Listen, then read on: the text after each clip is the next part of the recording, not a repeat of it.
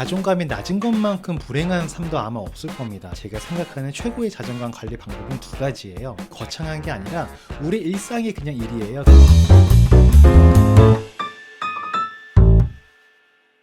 안녕하십니까. 목돈관리 전문기업 행센의 오영일입니다. 반갑습니다. 자존감이 낮은 것만큼 불행한 삶도 아마 없을 겁니다. 이게 자존감이 낮으면 자격지심도 생기고 위축되고 뭔가 자신감이 없어서 좀 매력적이지 않은 그런 사람이 되잖아요. 근데 이렇게 또 매력도가 떨어지게 되면 관계에서도 긍정보다는 부정이 작용할 확률이 매우 높아지게 되겠죠. 그러니까 의도치 않게 나도 모르는 사이에 악순환이 되는 겁니다. 그래서 자존감 관리를 잘 하는 게 매우 중요한데 제가 생각하는 최고의 자존감 관리 방법은 두 가지예요. 타의적인 것과 자의적인 것 두 가지로 나뉘게 되는데, 이 타의적인 건 어릴 때 부모님께서 우리에게 어떻게 해주었느냐, 그러니까 칭찬 많이 듣고 사랑 많이 받는 이런 것들이지 않습니까? 근데 이건 우리가 지금에 와서 어떻게 할 수 있는 게 아니죠.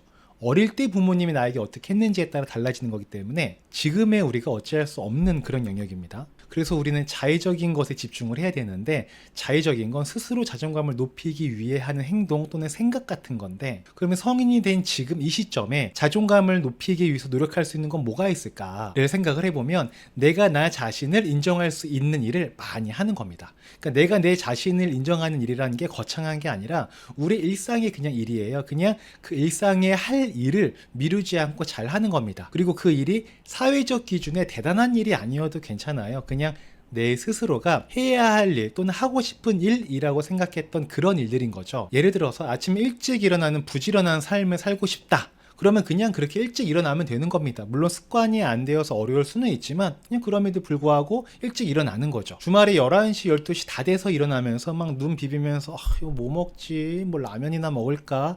막 눈곱 비비면서 소파에 누워서 TV 틀었는데 뭐 재밌는 것도 안 하고 뭐 배달이나 시킬까 귀찮은데, 이런 자신을 좋아하는 사람은 없을 겁니다. 아침 일찍 일어나서 조깅을 하거나 뭔가 일기를 쓰거나 독서를 하고 또는 뭐 집안 정리를 하고 나서 똑같이 11시나 12시에 라면을 끓여 먹어도 또는 TV를 봐도 더 맛있고 더 재밌게 보게 되는 거죠. 그리고 이렇게 하루를 시작하게 되면 기분도 상쾌해지는 거죠. 장도연 씨가 한 얘기가 굉장히 와닿았던 게 있었는데, 아침에 이분은 30분 정도 일찍 일어나서 사이클을 탔었대요. 거기서 10분을 늘리니까 일기를 쓸 수 있었고, 또 10분을 늘리니까 책 몇 장을 볼 수 있고, 조금만 더 시간이 남으면 반신욕도 15분 할 수 있다. 정말 이런 게 별거 아닌 것 같지만 이렇게 하루를 시작하면 하루를 망쳐도 그래 뭐 오늘 할 거 했다 라는 마음이 들어서 오늘 하루를 보내면서 특별한 뭐 성과나 업적이 없어도 그냥 낭비된 하루가 아닌 그런 느낌이 들고, 오히려 내가 계획한 걸 했으니 뭔가 뿌듯한 하루를 보냈다고 생각을 하게 되는 거죠. 이런 겁니다. 그러니까 아침에 뿌린 자존감의 씨앗이 하루 동안 잘 자라서 저녁에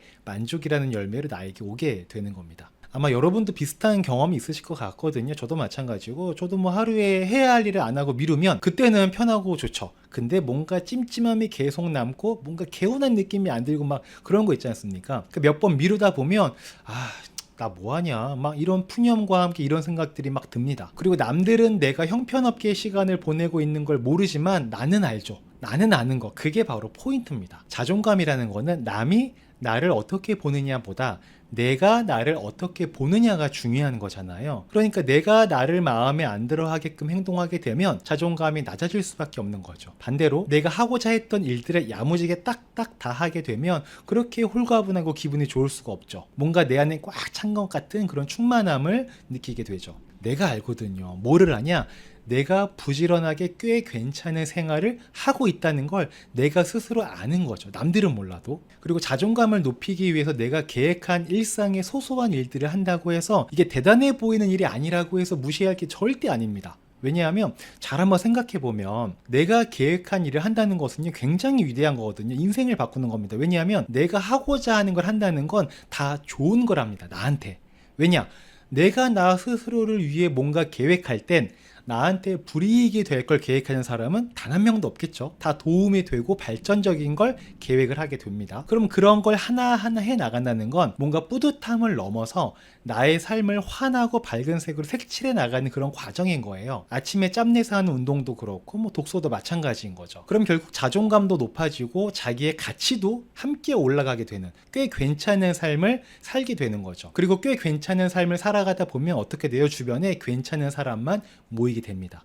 나도 모르게 의도치 않은 선순환이 시작되는 거죠. 자존감이 낮아지는 행동을 하게 되면 나도 모르게 악순환이 되는 데 반해서 내가 스스로 세운 계획을 하나하나 실천하는 것만으로도 나도 모르게 선순환이 만들어진다는 겁니다. 자, 오늘 이야기의 결론을 좀 정리해보면 자존감을 높이고 행복지수를 올리는 방법은 별게 아니다. 하고자 하는 일들을 하는 것이고 그 일이 사회적으로 대단한 일이 아니어도 된다. 그냥 내가 계획한 걸 미루지 않고 실천하면 된다라는 거고요. 사람은 해야 할 일을 하고 계획을 달성하고 목표에 도달을 할 때 스스로 충만함을 느끼고 나 자신을 좋아하게 된다고 합니다. 세상 어디에도 게으른 자신을 사랑하는 사람은 없습니다. 스스로를 사랑하실 수 있는 그런 늘 행복한 시간을 보내시기 바라겠습니다. 자, 지금까지 사람이 잘 사는 방법 동감 마음을 연구하는 행센의 오영일이었습니다. 들어주셔서 감사하고요. 다음에 또 뵙겠습니다. 들어가겠습니다. 안녕.